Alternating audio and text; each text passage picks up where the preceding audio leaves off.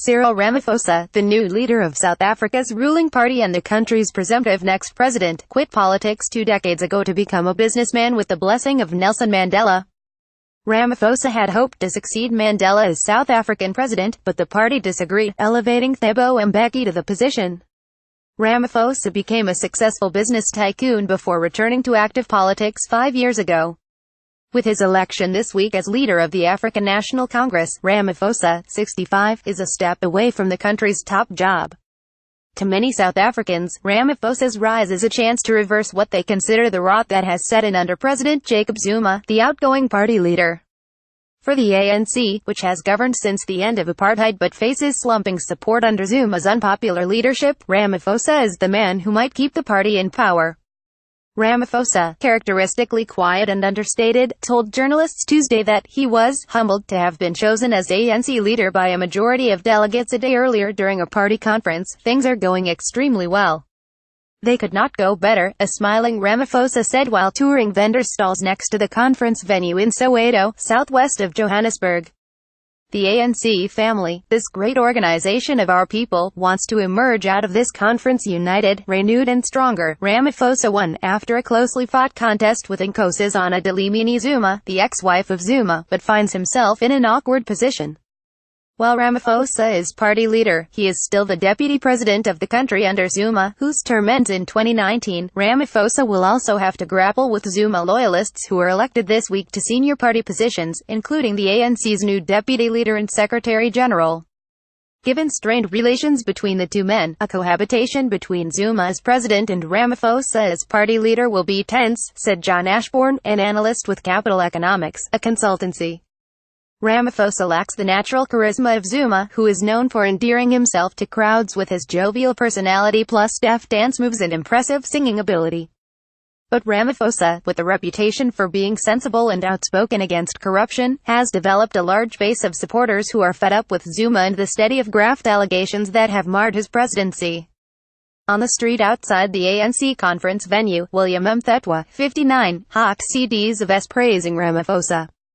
He had recorded the S himself and said the discs were selling like hotcakes for 50 rand, around $4 each. "Cyril Ramaphosa is the one who can save us," Mthethwa said.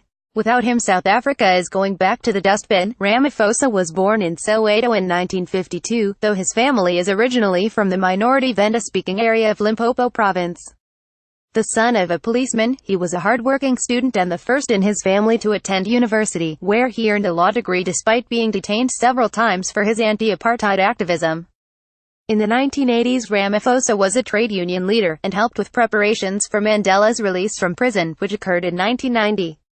He later acted as the ANC's chief negotiator in talks to end apartheid, earning a reputation for being highly skilled and shrewd. After leaving politics in 1996, Ramaphosa amassed a range of business interests including stakes in mining and the McDonald's Corp. Master franchise for South Africa. Ramaphosa was on the board of directors at Lonmin, a platinum mining firm, when workers went on to strike in 2012. Police opened fire and killed 34 of the striking mine workers in what is known as the Marikana Massacre, the deadliest police action in post-apartheid South Africa. Ramaphosa was criticized for an email written days before the killings that described the strike-related violence at Lonmin as dastardly criminal and called for police to take concomitant action. A judicial commission of inquiry into the tragedy cleared Ramaphosa of any responsibility. Ramaphosa, who owns a game ranch, also drew controversy for bidding on an African buffalo at an auction for the princely sum of 19.5 million rand, $1.5 million. His bid fell short. He has a particular passion for ankle cattle, a longhorned breed from Uganda, and in October released a book called Cattle of the Ages, featuring photos and stories of his herd. Ramaphosa returned to active politics at the party's leadership conference in 2012, where he was elected deputy leader of the party. He became deputy president of South Africa after the 2014 national polls, and has since built a reputation as a Mr. Fix-It in government, quietly capable and effective in a variety of challenging roles. While campaigning for party leadership, Ramaphosa promised to boost the country's economic growth rate to 5% within 5 years, while restoring investor confidence.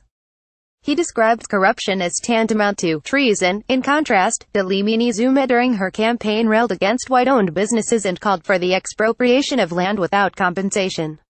Her supporters have criticized Ramaphosa for his links with big business. Cyril has been captured by whites.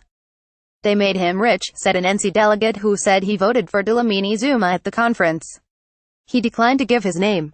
While Ramaphosa has received support from the business world, he will face serious challenges as leader of a country with 27.7% official unemployment, and where the economy is expected to expand by just 0.7% in 2017 after dipping into a recession this year. Investors' strong support for Ramaphosa was largely due to their opposition to his opponent, whom they feared would facilitate the mismanagement that has characterized the Zuma administration. Ashbourne said, Ramaphosa's policy essentially boils down to following the same policy as now, but doing it more effectively. Given the depth of South Africa's economic problems, this may not be enough. Max du Preez, an author and political columnist, says South Africa is now seeing a different Ramaphosa, a steely, almost ruthless side, far from the quiet, respectful party loyalist that he has been over the last 5 years. That strategy made sure he remained deputy president, and he needed that to be able to make it to the presidency. Du Preez wrote in a column for News 24 website, Ramaphosa's election was indeed a critical turning point for South Africa. Caption Conway Smith is a special correspondent. South Africa elections. Jacob Zuma.